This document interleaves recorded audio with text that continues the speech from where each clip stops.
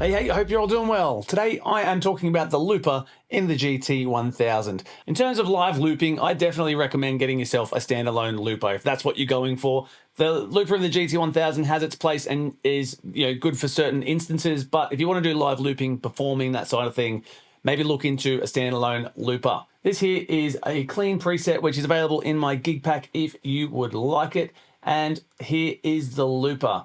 As you can see, when we press it, all you get is a play level. Basically, when you record, it's going to be recorded at the level that you play and as loud as the preset is. So I definitely recommend bringing down the level of the part that you record so that when you play over top, you're not going to be competing with yourself.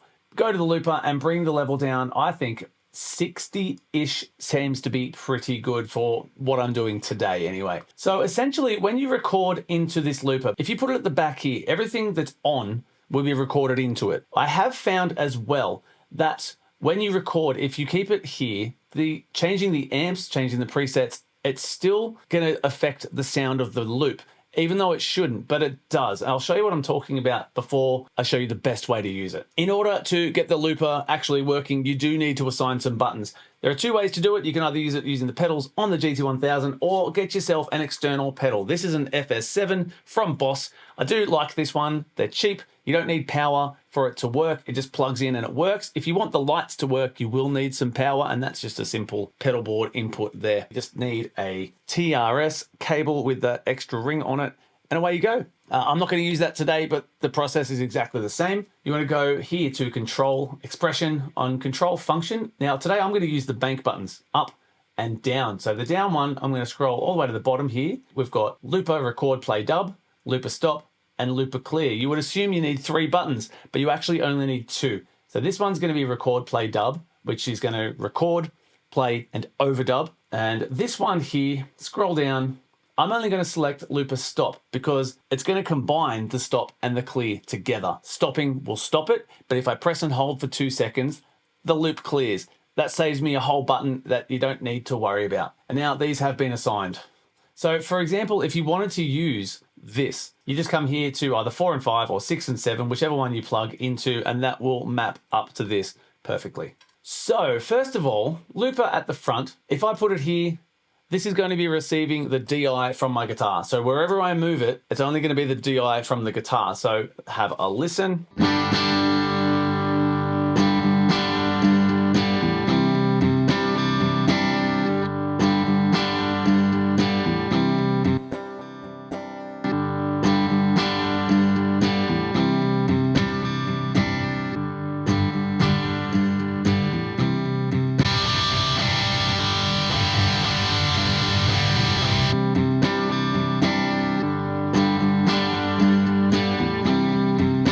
So you can see there that whenever I turned anything on or off, it would affect the sound of the loop. That's because essentially this is a dude strumming a G and a C chord. So it's going into the compressor, then into the amp and into the effects and sounds as such. So let me show you here. If I press and hold now it has cleared that loop and there is nothing on it. Having the looper in this position, you're not going to be able to get different sounds because this is DI and then you're going to be playing through. So everything turns on will affect both what you play and what is recorded. So it's going to double up and it gets very messy. So if you want to record a clean tone, you need to move your looper after everything. Now, I don't just mean move it here or move it here.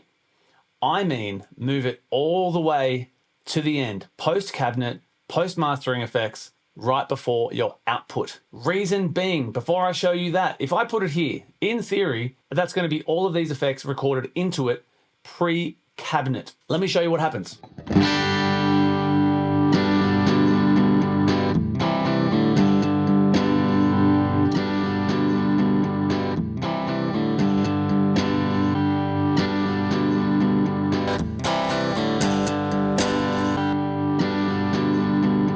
You can hear that by turning off the amp or changing amps, it changes the sound of the loop. You don't want that. You want the recording to stay normal. I don't know why it does that, but it is doing that. So we're going to clear this loop and I'm now going to pop it just here. So everything, including my cabinet and my mastering effects, is going into the looper.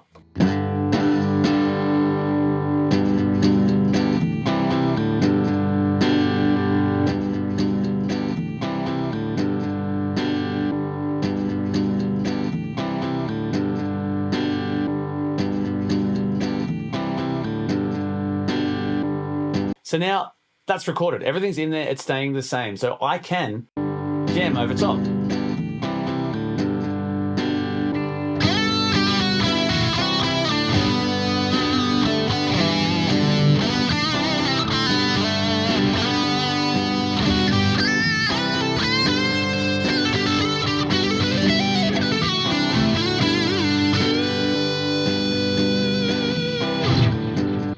I know it wasn't a good song, but you know, it was an example. So that's how I would go about using the looper within one preset.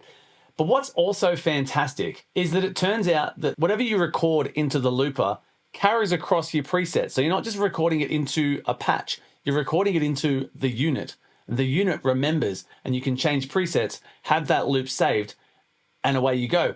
The only catch there is that you do need to set all of these up prior. So make sure you go into each preset you intend on using, put your looper, post all of the effects, and save the preset. I'll just show you two examples here. So let's go to my shred lead, grab the looper, put it, post effects, and save. The other thing to note here on this control page, I have this set to system. It's not only for the patch, this is across the entire board. So when I do change to the other preset, there's still gonna be my play, record, dub, and that's gonna be the stop and clear. So on my clean patch, now, if I just play,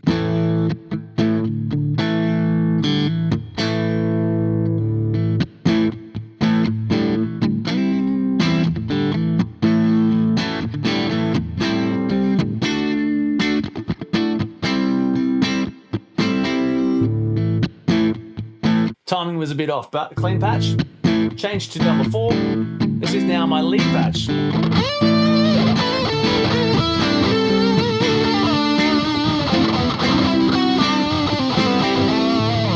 So not only has it saved the loop, it saved the sound that was in the loop. And that is all because I put it here after everything. It's recorded it in and it's remembered it. I really think that's quite powerful and fantastic. Now, one quick little function that I've mentioned quite a few times when it comes to the looper, in other videos, of course, the looper is a great tool for helping you set up a preset. If you don't want to be playing and tweaking and playing and tweaking, going back and forth, just record a little ditty into the looper.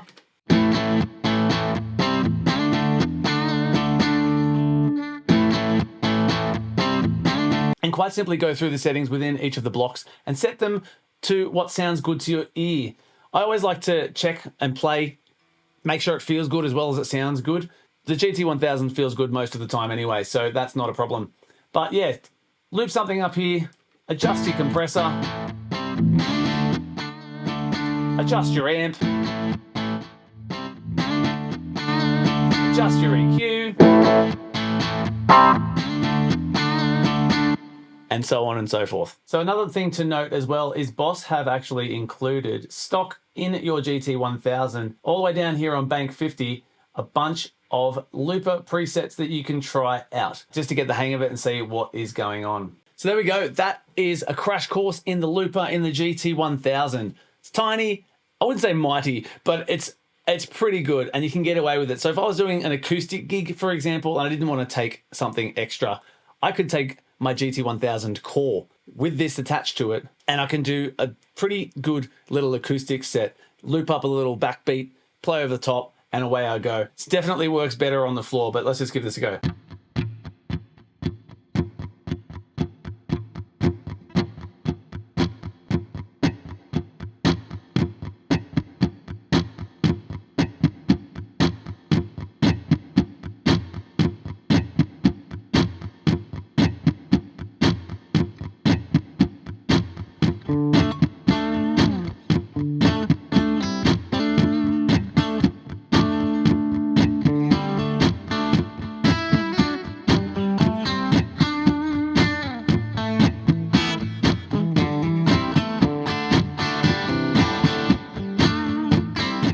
I hope that helped and you got something out of this. Thanks so much for watching. Stay tuned. See you next time.